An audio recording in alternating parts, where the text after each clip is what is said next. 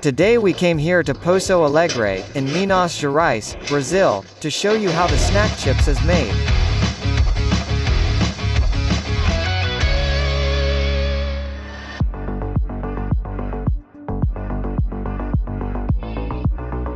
The history of the snack chips will start in the warehouse, and it is made from one ingredient, which is corn.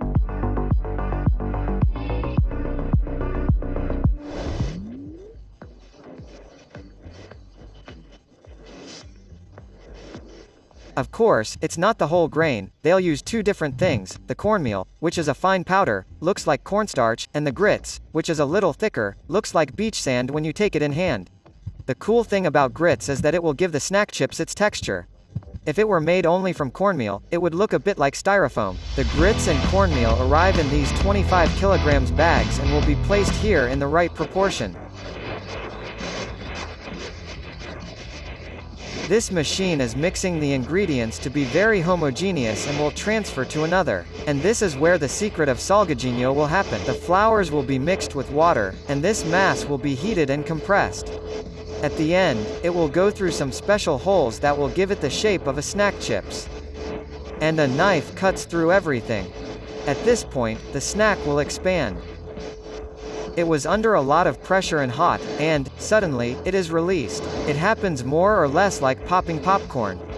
Let's get some in the waterfall here that just came out of the extruder. It's really hot.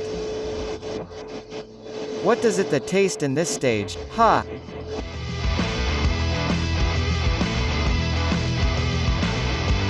It tastes like corn.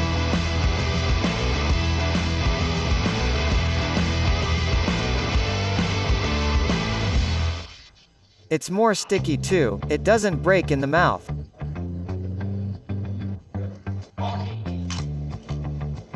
But if you put some salt on, I would eat it.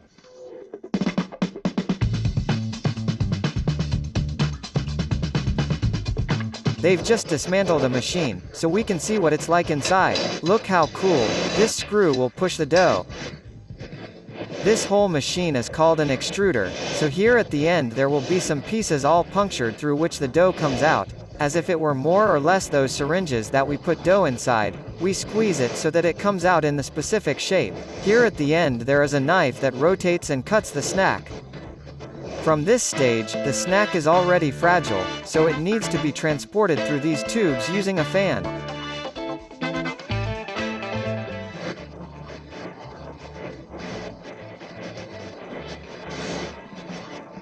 Arriving here at the oven, there is this cyclone that works as if it were a brake. It cannot hit any hard surface, because it will spoil. Then, it slowly spins down until it lands on a conveyor belt and enters an oven. The idea of this oven is to remove all the moisture and also give the snacks crunch. It uses natural gas and the temperature reaches around 180 to 200 degrees, but the snacks only pass through there for 5 seconds. And, yes, it is roasted. It's not fried. Here it is much more crunchy.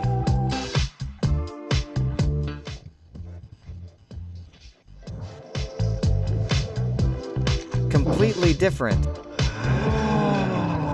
Melt in the mouth. Then you feel the difference that the oven makes. It gives an absurd crunch. It tastes less like corn too, it already tastes like something different, which is more roasted. It's time to give the snacks chips a differentiator by adding the aroma. This is where the salt, the flavor, the smell come in. At first, the aroma is a powder, and it's an industrial secret. We don't know exactly what goes in there, the amount of each thing, but this is mixed with olein, with palm oil, to be able to stick to the snack and be distributed evenly. The mixture of the aroma with the snacks will be done inside this machine, which is the flavoring drum. It will rotate very slowly so that the mixture is perfect. Every hour a sample is taken from the production line, and they bring it here to the laboratory to do an analysis, to see if the crispiness is good, if there is the right amount of ingredients, but also a sensory analysis is carried out. So Tamiris tries the snack every hour. What do you have to realize when you eat? We see if the salt and crispness are evenly distributed, and we also do chloride and moisture analysis. And when you're out of the factory, do you eat snacks chips too? Yes. Let's try it, then.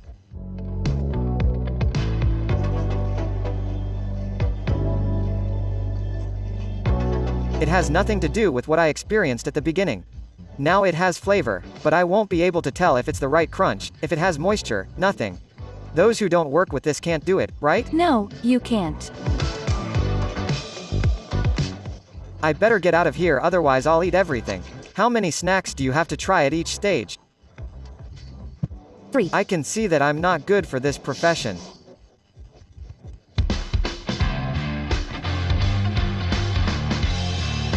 And finally, here on the other side, we'll have a mountain of snacks chips ready. But wait, it doesn't end here. The product still needs to be packaged. It will go through a scale that works in a really cool way. So, imagine that each flake has a different weight, so how are you going to weigh it accurately? There are 16 mugs, the snacks fall into these mugs, and the machine makes a calculation. It will add the weight of 3 different mugs to give the ideal weight in the bag. When I stretches that number, it will open 3 mugs while the others are filling. Then it will take 3 more little mugs, calculate, see what the ideal weight is and let go. So, at all times these little mugs fill up and release. It can weigh 100 bags a minute. The scale has to be super synchronized with this vertical filler. Here a roll releases the packaging that looks like a ribbon, at the same time, the validity, the batch, everything else are printed on the packaging. Then it will be put together in a tube and the snack will fall inside. At the same time, the machine is already sealing the separation between the bags and cutting. There are many people who complain that the packaging is full of air, but this is important to protect the snacks inside. It works like an airbag. Here at the end of the production line, a robot will pick up the packets by vacuum and separate them into batches of 36. They will put everything inside a box, which will be closed, and then several boxes will form a pallet, which will be transported by trucks.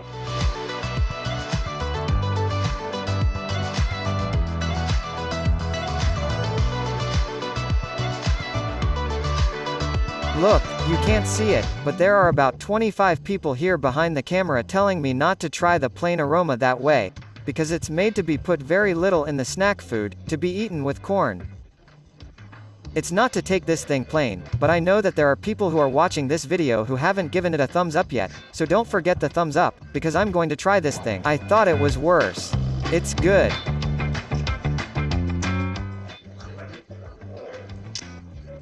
I was imagining a horrible thing. Another really cool video that we also made in a food industry is the one where we showed how chewing gum is made.